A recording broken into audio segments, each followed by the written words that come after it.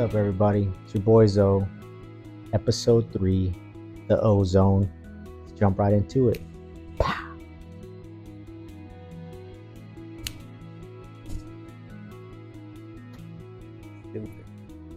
So here I am again.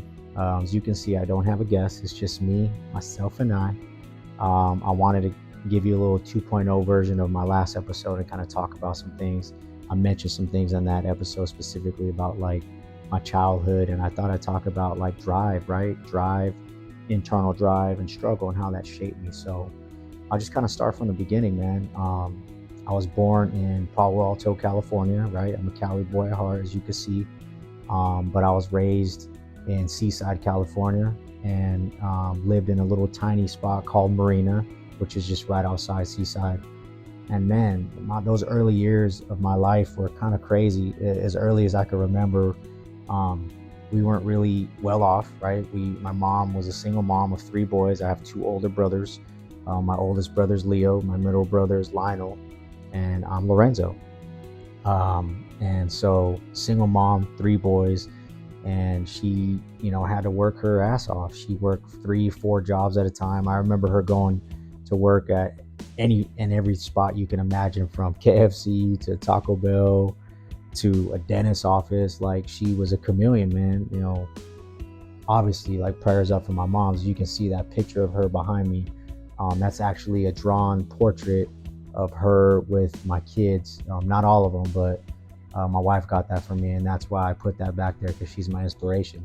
Love you, mama. And man, that woman was the epitome of hard work. Like, she had her own struggles, right? And I see now. At the time I didn't, because I'm a kid, man. I'm just thinking on a kid level. But knowing now what it takes to be a parent and how she did it, I have no idea how, because raising 3 kids on your own at that time, I'm talking like early 90s. The wage wasn't that much, and she worked constantly. And how she put food on the table, how she put clothes on my back, I don't know, man. And it wasn't easy on me as a kid. Like, as I started growing, I realized, like, all these other kids have their parents come to like their parent teacher conferences. All these other kids have their own bedroom. And I think at the time we had a 1-bedroom apartment, and between my mom and my 2 brothers and myself, like, I slept on the floor in the living room, and that was normal to me. We used to have milk cartons, or milk crates, for drawers. We stack them up and put our whatever clothes we had in there, and that was just our existence. We had to make do with what we had, and what little clothes we had, what shoes, like, we had to recycle them. So, like, kids go to school every year, get new things, I'm over here cleaning my shoes with a toothbrush to make it look like they're brand new. And what's crazy is that just became my norm. And a lot of times it was a struggle to eat. There were many nights I went without food. And like I said, my mom had her own, internal battles that, I don't want to really put out here in the open, but it was hard for her, and it caused her to lash out. And there were times where, we were kicked out of the house at 9-10 years old, sleeping on the back porch, getting up for school the next day and acting like nothing happened. And it's crazy, because looking back on that, you realize now, you're like, man, that probably caused a little bit of trauma, but it was just life. So life as a child wasn't the best. Grew up around gangs, grew up around drugs and alcohol and just bad things. And you had to choose pretty quickly, like, what direction you wanted to go. And I wanted to go down that path. My brothers were doing it, so naturally I'm like, hey, why not be like them? But what's crazy is, when you have people in your corner that kind of look out for you, they want to see you succeed. And for whatever reason, I was the one that people wanted to succeed, and I used to get so mad. I used to want to be such a badass, and they wouldn't let me. I tried skipping school, they wouldn't let me. Didn't want to do homework, they wouldn't let me. And it was just staying on top of my well-being and people looking out for me. And then I found sports, and that was a godsend, because without sports, who knows where I'd be. But I found sports early on. There was a place in my town called the Civic Center that I would go to, and it was free. That's why I'd go there, and that's when I started intramural sports, playing basketball, football, all these things. And it kept me from going out and doing stupid things. And what's crazy, right, is I had ultimate freedom. Like I said, my mom worked 3 or 4 jobs, so she wasn't there to be around all the time, to be blunt. And so I was able to stay out all night. I was able to do whatever I wanted, and I chose to not do whatever I wanted. And maybe it's because I had the freedom, but it's wild because sports really saved me. And then going into like middle school and high school, it continued to carry me on. And I wanted to go to college like everybody else, and quickly realized that I wasn't a fan of school. I didn't get bad grades or anything. I realized that wasn't my calling. And I look back now and I say, what made me as a like 10, 11, 12 year old really have that internal drive? You feel me? Like what pushed me? And what's crazy is I look at my kids now, I look at kids in general now, and I'm the old dude now saying they don't really got that, right? Like I remember having like heart, and it was a little bit rough back then. Like your coaches could say some things to you, right? But that drive to want to be better, like I had to take care of myself. I did my own laundry. I had to, fend for myself when it came to food. And I'm not saying I did it all alone, but looking back at that, like I was doing that kind of stuff 9, 10 years old, walking across town with a trash bag on my back full of my clothes and finding change in the couch or on the floor to do my laundry, right? And this is like 9, 10, 11 o'clock at night. I'm doing that so I can get up and go to school the next morning. And not really putting on the, I'm so mad face, or I feel sorry for me face, just kind of doing it. And that's something that has carried me my whole life, man, like really carried me my whole life. And I didn't really ever know where I got it from. I just feel like that's something that was innate. And I'm thankful, man, because the struggle was real, really real. And I pushed myself out of that hole and found my way to service, in the military. And 21 years later, here I am. And I've had my own struggles in the military specifically. Like being a Marine for 21 years isn't easy. And it's a lot of conflict. It's a lot of sacrifice. That's a whole nother episode that I'll do at a later time. But I'm thankful because those experiences have pushed me to places I never thought I'd go.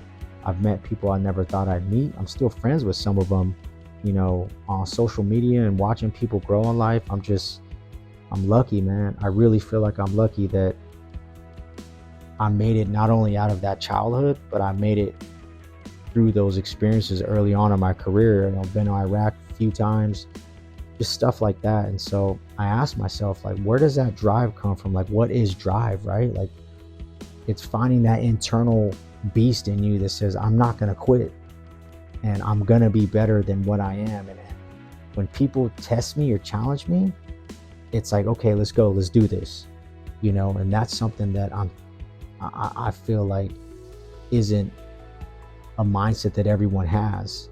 And you have to either teach it or you have it. And if you have it, you got to hone it. And so now I thrive on that.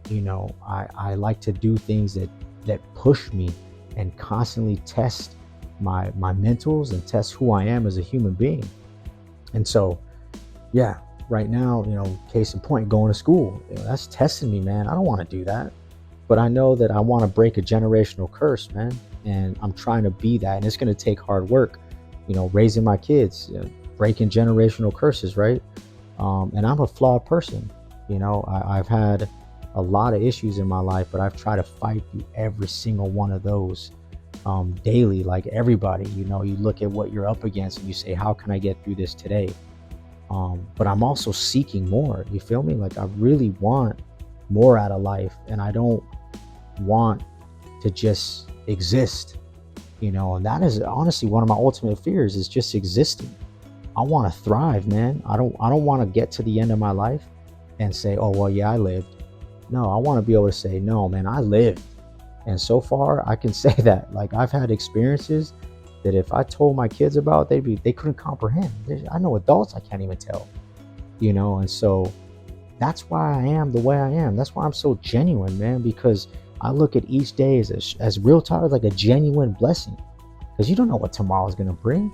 I don't know how I made it the first 39 years, and here I am. I don't want to wake up tomorrow and go, oh, here I am. That's like wasted time. Like, that drives me crazy, right? Like, people wake up and they waste their 24 hours, bro. Like, they waste it. They wake up and they go, oh, I'm just gonna exist. I'm just gonna go to work and be mad and then come back and do it all over again. Like, that's crazy to me. Like, I want to wake up and feel something, I genuinely wake up and I tell my family I love them, and I go to work and I put my best foot forward. And I'm not saying nobody else does, but I genuinely want to put my best foot forward, like help people. The greatest joy I get is fixing things, helping people with whatever they're going through, giving solutions, and being genuinely tested. Like, that's a good day for me. And then spending time in thought. That's where now, as you can see, I'm getting kind of excited, bro. Right now, I spend time in thought, and I challenge you to do the same. Not just reading a book, but taking in what you're reading. Seek higher levels of knowledge, right? And that's what I'm doing. And I'm talking to people, trying to genuinely soak in things from people. And this is what I said in my last episode. You got to trim the fat, right? If you got people taking from you all the time and never give anything, bro, you got to get rid of that. And I look at my life now and I'm like, I'm surrounding myself with people that bring that good energy and those good vibes, and I say, don't let my energy disturb your inner demons, right? And so I'm really trying to focus on that clarity, man, and it's been great. And so I'm telling you all out there in this magical world, right? It ain't easy. It ain't easy, but you can do this, man. If you genuinely say, I want to be different today, I'm going to do something a little bit different to be better than I was yesterday. Do it. Stop wasting your time, because you don't get a second chance at this, bro. Everyone knows that, but we act as if tomorrow's promised.